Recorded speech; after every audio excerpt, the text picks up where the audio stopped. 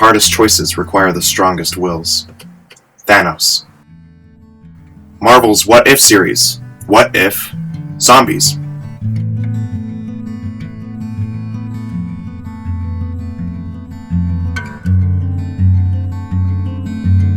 What is freaking up, everyone? We're back at it again with a quick bonus episode because something zombie-related came out this week, and that is the Marvel What If series, What If Zombies. I have Skylar with me.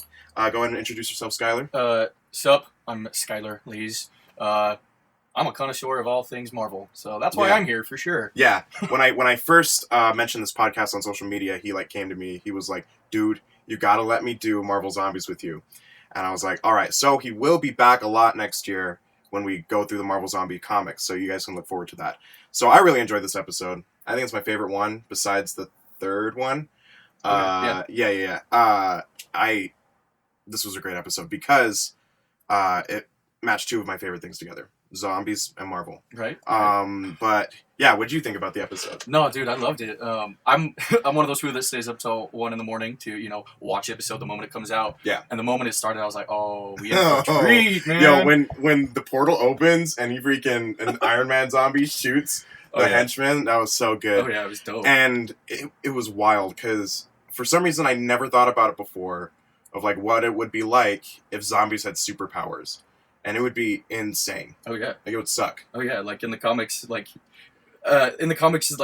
have them with superpowers and it's like, oh, okay, but seeing it actually animated and in front of you, it was really interesting. Yeah. For sure. And it was just because you see freaking Scarlet Witch. Oof. And she's terrifying as a zombie. One, I think Scarlet Witch is not a zombie, still needs to die. You can fight me on that. I don't know what Skylar's opinion is. Damn. But I think she needs to die. Okay. You mind control the whole town, you gotta go. That's fair, I guess, but also she's the Scarlet Witch, bro.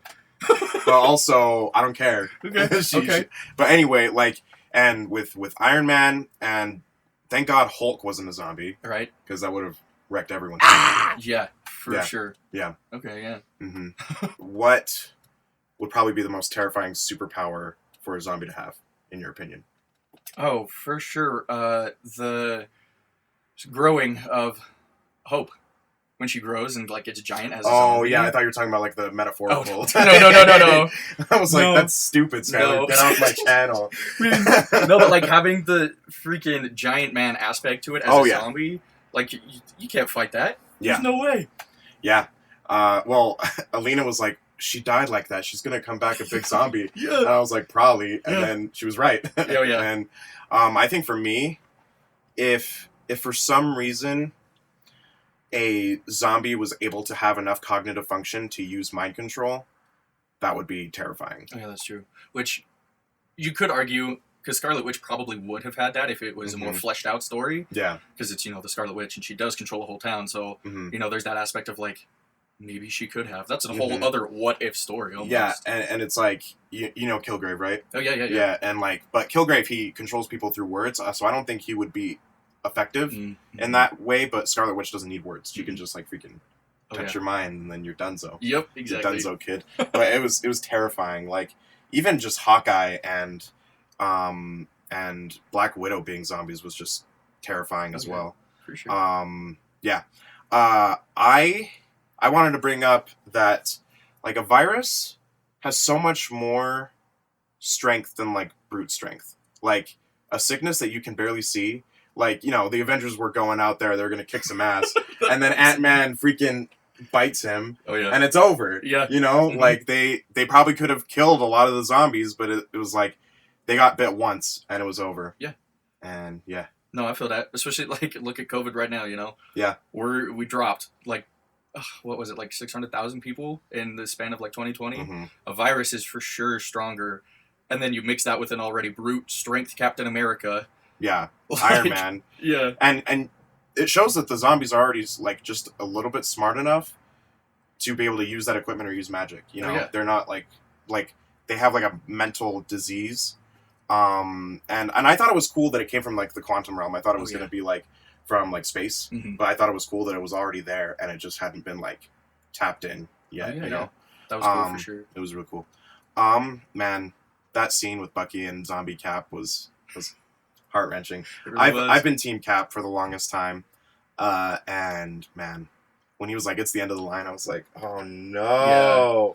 Yeah, before the episode came out, because I'm on a lot of like Instagram, like post mongers or whatever of like everything Marvel, and everyone was like, "Man, Marvel's fitting to break our heart tonight watching these two duke it out," and it got me. I did end up tearing up. Like every person who died, I was like, watching them die in like all the other shows, that's one thing, but watching them die of a virus when like I've grown up on Walking Dead and everything, it was like, oh, bro, that hits so hard. And I mean, this virus works a lot faster. Well, I wouldn't say that. I guess they turn once they die faster, but like if they don't die when they get bit, then they have like the fever, like Hope did. But yeah, man, that freaking made me so sad. For real. I really liked when Peter was talking to Hope, and he said that hope is the key to survival. And I love the aspect of like how Peter's like the freaking teenage kid that's like, yo, zombie apocalypse, let's freaking survive, bro. Yeah. But he really like hit it on the head, is that like the only reason we try to survive is for hope for like a better future. No, I love that. And I think coming from Peter, who, in the MCU has, in this universe, he technically would have seen all these deaths beforehand, and he just kept going. And so seeing the apocalypse, it was like, and I mean, Spider-Man in the comics has always been the character of hope. Like when you look at DC, he gets on so much, right? As a character, you get DC, who has like Superman, who is the beacon of hope, but like in Marvel, everyone tries to be like, it's Captain America, but in my opinion, it's Spider-Man. He's always the one who is, saving the city no matter what, but also has like awful backstory, but just continues to help others. And his life is just tragedy after tragedy, and yeah, he's probably the most tragic superhero. But like, and I loved how he said that he has to choose to be happy. Yeah, like he could be.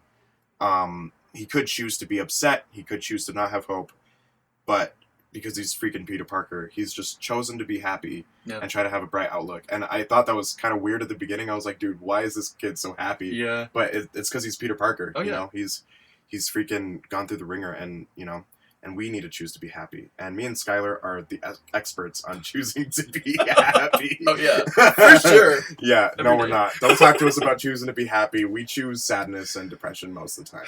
Most of the time, yeah. So, now for the meat of the episode. Literally. Vision's gotta die too. I really agree on that one. Yeah, especially in this episode. Oh my gosh, I was so upset because he seemed straight up evil at first, and it's so weird because this episode correlates very much with the next episode of The Walking Dead I'm talking about. I already talked about it yesterday, and so, but it's going to be posted on Friday, and this will be posted tonight. So, and like we talked a lot about hope and a lot about like sacrificing the safety of others for your loved ones, and bro, like. That was not a pro gamer move. No. What Vision did. Well, it's interesting because we've seen Vision as, the android who knows exactly what's right all the time. Unless it comes to Scarlet Witch. To his emotions. Yeah, his emotions, which from an android, like the perspective of an android being the least morally correct being in a zombie apocalypse blows my mind because an android is, they're programmed to be right. And I mean, I guess he has the Jarvis AI. But the whole time I was like, oh, maybe he does know what he's doing. And then we see Scarlet Witch and he's like, oh. Yeah, well, it was like we already saw that he knew how to cure the virus as well as have a severed head be still alive. Seriously? I was like, what is happening? I think that was, they did that just for jokes. Literally. Because Ant-Man's just jokes, Oh, you know? Oh, he's not just jokes. He has some depth to him. But, like, he figured it out and they're like, yo, why haven't you done anything with it? He's like, because... and it did make sense because the Mind Stone created her. Oh, yeah. And so, therefore, like, it probably would have rejected it. I don't know. Then you really saw, like, how strong Vision was. Because in the previous things we've seen Vision in, like, he first, like, in Infinity War, he fights Hawkeye. But, like, Hawkeye knows he's not doing but then he convinces Scarlet Witch to fight him. But then we really only see him fight himself in WandaVision. Like, we don't, and it's sort of like, okay, they're pretty evenly matched. It doesn't really, like, you don't see how powerful he is. But then when people try to fight him, it's like, bro. Yeah. Like, he's so powerful. Oh, yeah. And yet, he's not a zombie, but he's still, like, probably the most harmful to the people in that world. Oh, yeah. At that moment. For sure. I mean, not even, like, luring people in, but also just, like, having her still around. Yeah, he's keeping alive the most powerful, first of all, human, now zombie, which means there is no moral code for that now most powerful zombie. So he's really just keeping alive a complete, like... chaotic, evil being. Yeah, exactly. That has no emotion and doesn't care, you know? Yeah. And, yeah, so it was really cool. I like how you mentioned that he was the moral compass. He was a moral compass, almost to the T, but then, like, but then when his emotions came up, he couldn't be the moral compass. Mm-hmm. And then he rips out his freaking stone himself. Oh my! I was how many times are we gonna watch that man rip head and like we saw it in WandaVision? Yo, it's inevitable. No matter what timeline, it's got to get ripped out, dude. Yeah, that was. It's so funny. I think it was almost more funny to watch him rip it out compared to Thanos ripping it out, because it's like, bro, we know the joke, we know what's gonna happen, and they're just gonna rip it straight out, and it's gonna be easy for him. Yeah, that scene I legit was like, I'm not crying. He deserves this. I'm not gonna cry. I'm not gonna cry. Yeah. Yeah. And then I love how good Bruce is. Bruce doesn't deserve all the crap he goes through, because, like, I mean, that's what he needed to do to wake up Hulk. Yeah. After Hulk got his ass beat by Thanos, all he had to do was just run into a horde of zombies, and Hulk's like, I don't want to die. I just want to take a break. Yeah. And then he freaking, but I was so scared that he was gonna turn into a zombie, because if he did, and with Wanda being a zombie too, I'm like, it's over for y'all. Yeah, I think but Hulk wouldn't allow it, you know. No, I think it was interesting that we didn't see him turn, because we saw all the other heroes turn, or at least somewhat turn, but he had been the staple for the whole episode of, like, he's the survivor. And I think Walking Dead does this a few times, where, like, we don't necessarily see certain characters' deaths because they're just, that high praise of a character. Yeah. So, like, you don't see it, but we know they die, and they don't turn, which I thought I'm pretty sure was definitely, like, purposeful and interesting to me. Yeah, that's cool. I really like the last line that the Watcher said, where he said, humans will give everything to save their planet, even if it means destroying the universe. And then you get that sick shot of zombie Thanos with the Infinity Gauntlet. Oh my gosh. And he's, like, going after the Mind Stone. Oh, yeah. It was so good. This is also interesting to me, because, like, the virus is, like, they don't have any necessarily brain function, but yet here's Thanos, probably because he's not human, being able to fight through the virus at least somewhat, to be all like, I'm still gonna, like, destroy the universe through hunger. Because that's most likely what he would do then, yeah. But, like, I mean, he had the Reality Stone and the Time Stone. He could just go back in time or change reality. But do you think he knows what to do? Or do you think he's just choosing not to? I didn't even think about that, but now that I'm thinking about it, I think... Why didn't he use the Space Stone to get away from the zombies? Oh, interesting. Now you're bringing up questions that I hadn't even thought of. Why didn't he use the Soul Stone to bring their minds back? Oh, yeah. Or their souls back? That could be a possibility, but then also, like, does that mean that what we don't know of the quantum realm is, like, going to be super crazy?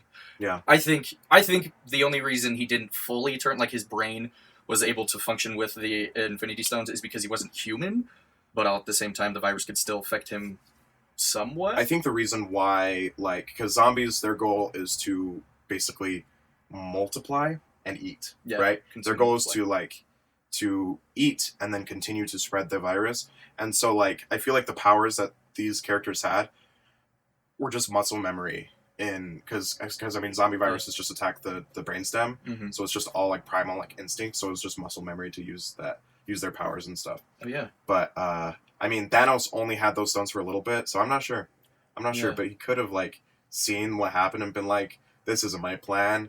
Reverse card. You're right. But I don't know. I don't know what happened. I mean, this episode set up a lot of, like, I need to see more, because this was the most interesting. Yeah, I need to freaking see. Yeah. Way more zombie Marvel stuff. Please make a spin-off series of it, Marvel. We would love it. I can't pay you. You have more money than me, obviously, but I will pay you with my love. And we will be watching on Disney Plus, so you will be getting money for a sure. little bit. You'll be getting $8 each from us. Exactly. So there you go. Yeah. So thank you guys for listening, and you will see Skylar soon. Next year, go ahead and like, subscribe, share this episode, and follow us on all the things. Thanks for listening, you guys. Bye-bye.